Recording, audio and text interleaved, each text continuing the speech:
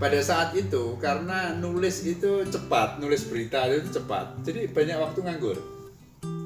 Saya nulis, mengisi waktu itu dengan menulis. Termasuk misalkan saya menulis perpuisian Yogyakarta di era transisi gitu ya. Itu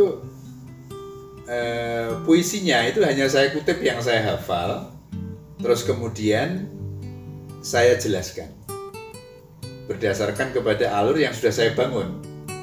Padahal itu lumayan panjang, sekitar ya 55 halaman lah, panjang itu, karena itu di dalamnya ada sekitar 7 penyair.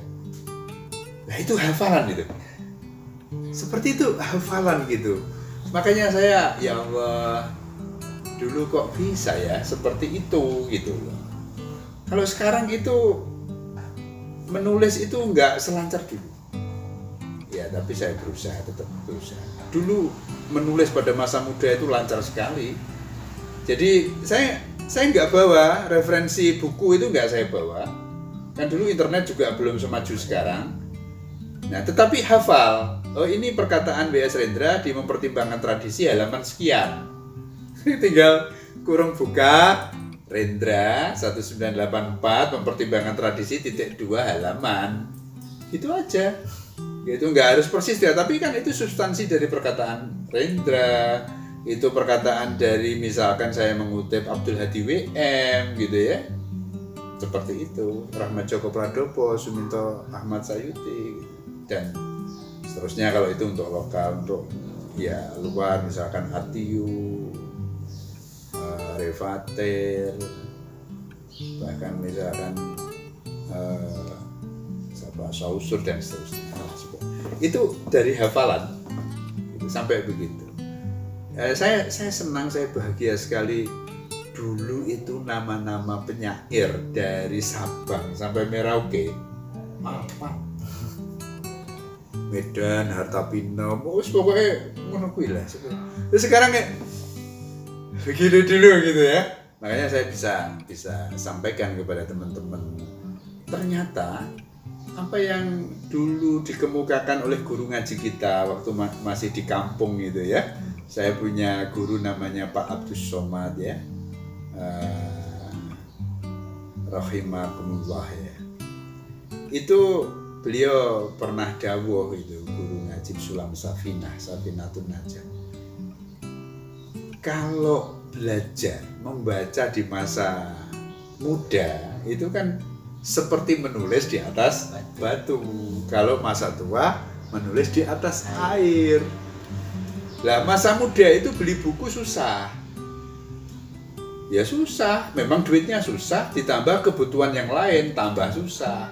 Rokok, lipstik, nek wedok ya. Seperti itu, performance dan seterusnya gitu. Tapi alhamdulillah ya, pada saat saya masih remaja itu terbawa oleh narsis pengen terkenal tadi ya, itu kenapa kok bisa seperti itu gitu ya. Ya mungkin itulah karomah doa dari kedua orang tua, sekalipun sebetulnya mungkin kalau nggak dapat karomah dari kedua orang tua ya bisa saja tidak terarah, bisa meleset gitu dengan narsisme seperti itu. Tapi ini kenarsisan seperti ini sehingga saya beli buku tak woco, saya baca sampai rampung. Setelah itu saya resensi. Padahal beli buku itu saya harus tidak merokok ya 3 hari gitu kan. 1 hari rokok bentul itu kan 500 rupiah kan. Nah kalau bukunya harganya 1.500 3 hari, 2.000 ya 4 hari. Seperti itu gitu, mengurangi makan. Ya sekarang banyak internet, banyak bahan bacaan. Kalau dulu harus buku. Nah terus akhirnya saya mikir, wah kalau kayak gini saya sering jadi tidak makan saya. Hanya dalam tanda kutip hanya gara-gara buku gitu kan. Sementara saya pengen punya buku dengan cara yang tidak halal juga nggak berani gitu, karena orang tua saya mengajarkan jangan seperti itu gitu. Akhirnya saya mikir, saya nulis resensi tak kirim. Ternyata dari resensi itu kan dapat honor. Terus saya tahu kan dulu sering ngumpul di bundaran UGM tuh, ketemu sama senior gitu kan. Oh itu anu aja, yang hasil pemuatannya dikirimkan ke penerbitnya, nanti dapat buku baru gratis 2. Saya kirim, wah ternyata betul. Akhirnya saya mikir, kalau begitu kirim aja ke penerbit-penerbit yang dia memberikan buku dan honor. Ya itu ada beberapa penerbit yang seperti itu. Di antaranya ya tentu saja Gramedia, Mizan gitu ya, saya sebut 2 itu saja lah gitu. Nah, ya tentu ada yang lain gitu. Nah dengan demikian nggak terasa itu. Jadi saya bisa punya metode cara membaca cepat. Gitu. Karena kadang-kadang juga tidak semua satu buku dibaca semua. Gitu. Saya punya metode membaca cepat. Terus tak terasa saya menyerap ini banyak hasil bacaan itu, dan itu juga tidak hanya wilayah puisi, bahkan tidak hanya wilayah prosa fiksi, sampai kepada masalah psikologi, masalah kependudukan, semacam itu.